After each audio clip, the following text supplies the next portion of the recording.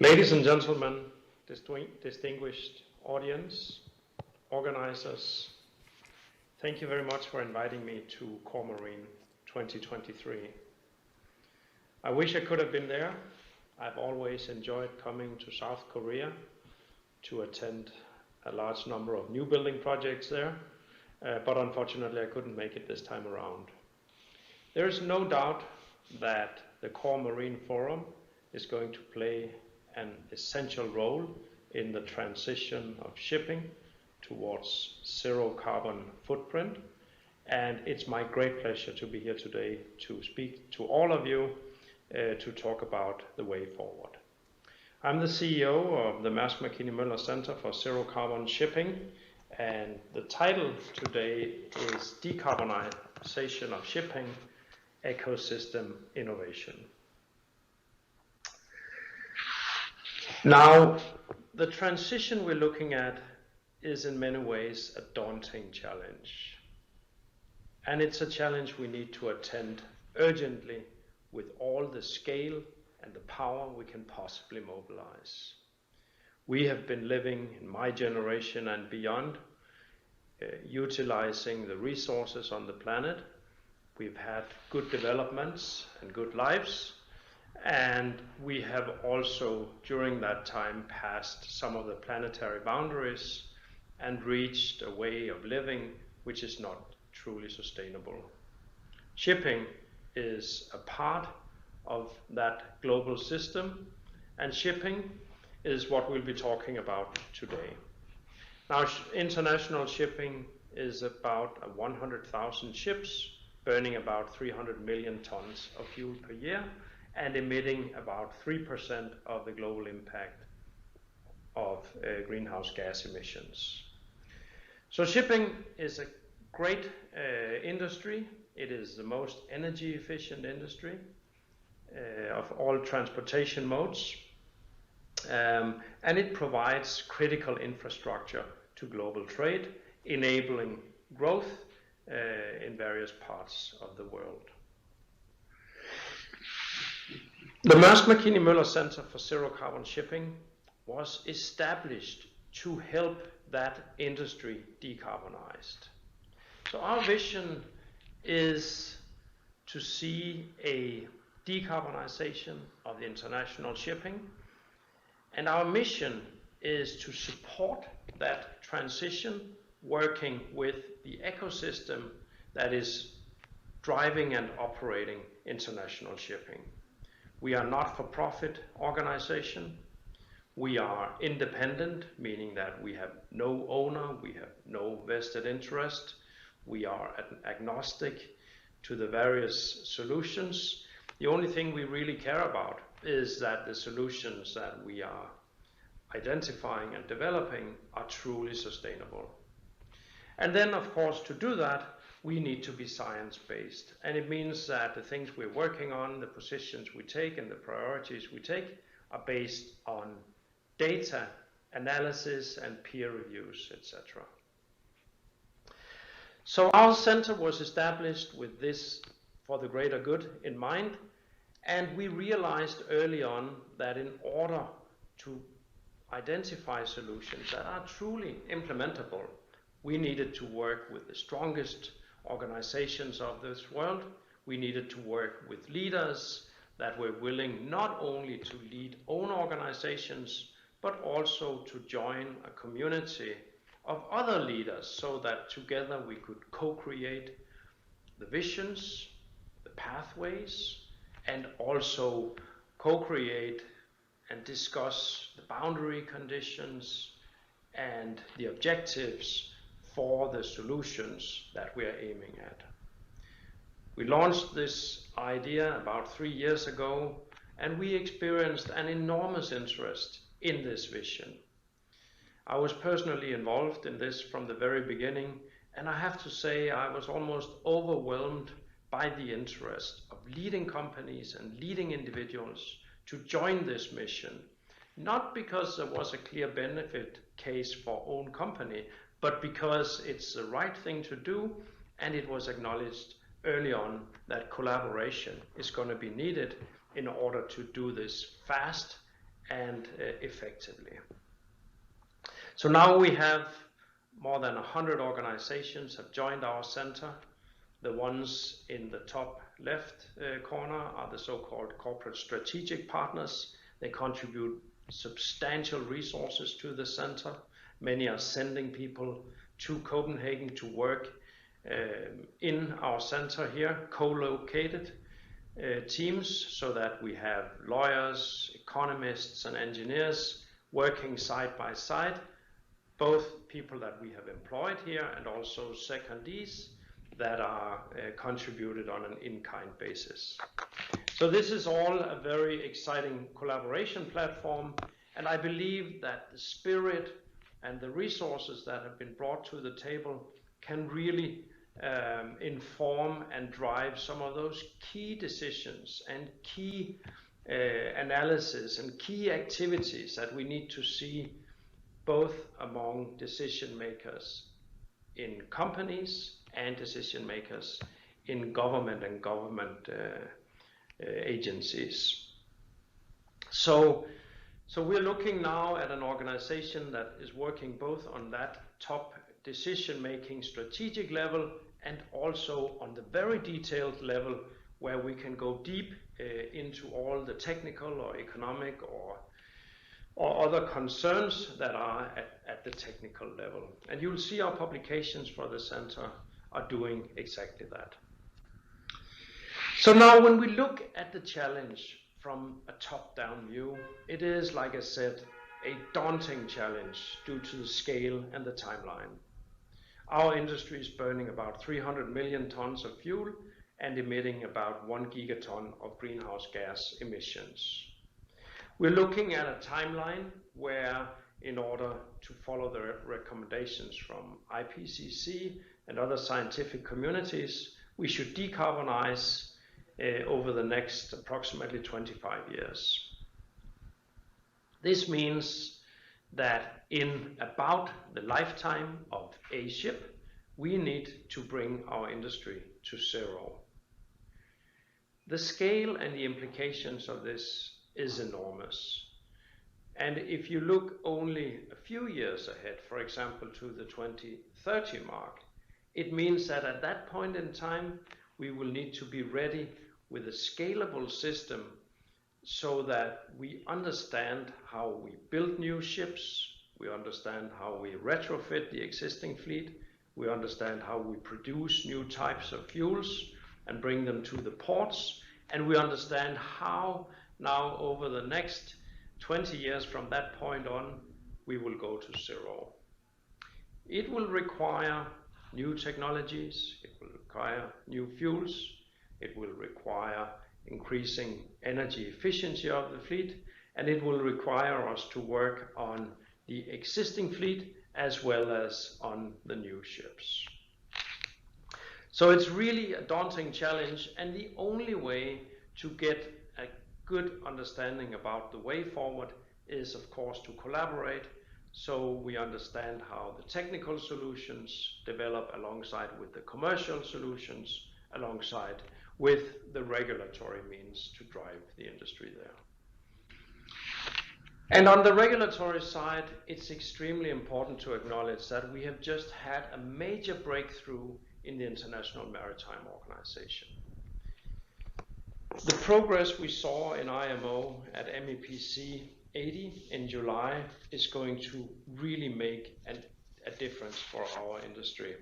And I think it's very important that we all support now IMO in going forward so that both on the political level, we support from the different countries that we work in, and also on the more detailed level where we're going to work out the targets and the measures and so on to get there. We engage in those discussions to make sure that we get regulations that are practical to implement and that are truly effectful and impactful for the climate. So what was obtained in IMO in MEPC 80 was a very, very good step forward.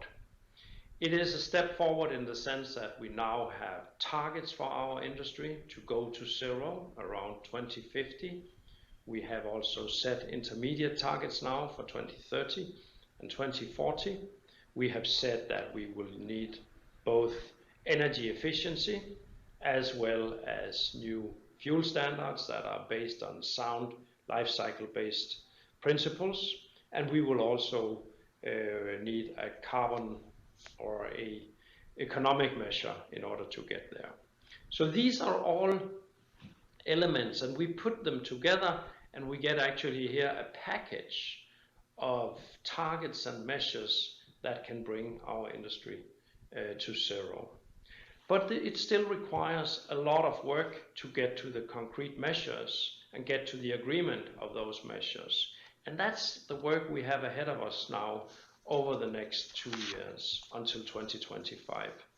And I can assure you that from the center side, we are going to work diligently and determined in order to get or to support that we get all those things in place. And we are going to work with our partnerships and our ecosystem in order to support those developments. I would also strongly encourage all you at the Core Marine in order to engage in those processes to support that we get this global framework.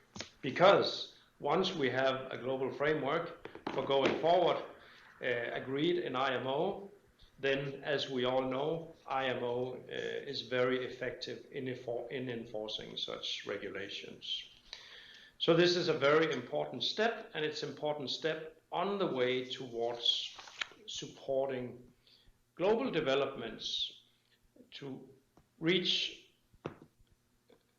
activities that will decarbonize in line with the Paris 1.5 degree and the related IPCC trajectories to zero. So partnerships and collaboration is going to be important in order to do this. And I think when we go forward, it's important to acknowledge what I have just said, that first of all, we can expect that this is now happening. I think our industry needs to acknowledge that there's no way around decarbonization. The IMO regulation used to talk about 50% decarbonization by 2050. This has now been reduced to zero, meaning that there will be no shipping activities in the future without decarbonization. So it's not an exercise for the holy few to strategize and explain how a company or how a country goes to zero. It's an obligation, it's a task for all of us. So this is the first one that's important to note. The second one is that the time and the scale is challenging here, and it's going to require that we work both on the existing fleet as well as the new builds, meaning that technology providers, shipyards, ship owners need to have this in mind, that given the timeline we're looking at, given the transition trajectory, it's going to have fleet-wide applications. So it's really very important guidance, I believe, to all parts of the ecosystem. It also seems at this point in time that there is no single fuel that will win in this game. And therefore, in the future, we can expect that multiple fuels will be part of the fuel mix. And we can expect, therefore, also that ship owners in the future will prepare their fleets to be able to accommodate for this multi-fuel future. It means, for example, that hybrid solutions or multi-fuel solutions are still going to be important in order to mitigate the risk that you're betting on the wrong fuel, so to speak. And finally, I'd like to emphasize that energy efficiency is going to continue to be a key element in this. There is still a huge potential in our industry in order to elevate energy efficiency, not only by developing new inventions, but also by developing a best practice and making sure that the technologies and the practices are actually implemented in new build and in existing ships. So there's a huge potential in our industry to just leverage all the good technologies and all the good solutions we already have. So those are 4 good guidelines to strategic planning over the coming years. And the way we're working with this in our center is very much along the same lines. We have a specific program that is focused on elevating energy efficiency, not only by new technologies, but also by good regulation and by new business models that leverage digital in order to optimize the whole system of transportation. We are also very much focused on initiating the transition by leveraging green corridors, and I'll get back in a minute to what that is. But it's really, in the big picture, a very powerful concept of getting going, initiating the transition, showing the way forward, creating an understanding of how this new business system is actually going to work. Then we have a program that is focused on enabling sustainable and scalable energy pathways. And this is, of course, with the view that by the end of the decade, we need to have these sustainable and scalable pathways ready. It means a lot in terms of bringing the new technologies forward in a way that we can look at them as truly scalable. And this actually puts a lot of demand on the various parts of the chain, all the way from the production of the fuels with the feedstock to the ports, how does that become scalable, and to the ships and the ship operations, of course. And then the last program is also about the sustainable and scalable solutions, just more from a business point of view and from a regulatory point of view. So again, how to make these investments truly scalable. We're talking about huge investments in land-based infrastructure and also in ships and ports over the next years. And how do we make those investments truly robust? That links, of course, to the regulatory system. So it's also about bringing those aspects now into the regulatory system to make sure that we get the regulation that are robust and that are effective and that are stable, both so that they work from an operational point of view and also so that they work to really drive the investments needed now over the next few years. So finally, I wanted to give a few words about the green corridors, because this is an exciting development that many of you have an opportunity to engage in. So Green Shipping Corridor is really the realization of this new business system. It is in activating the fuel production with the new low greenhouse gas fuels. It is about the logistics, so how is this new fuel transported to the ports and how are the ports retrofitted and planned to support shipping activities. It is, of course, about the ships and the shipping operation, and then it is about the commercial and the regulatory regime. So it's bringing all those pieces together, bringing all those stakeholders together and co-creating an understanding, a description of how this new business works, both from a technical point of view, from a commercial point of view, and also from a regulatory point of view.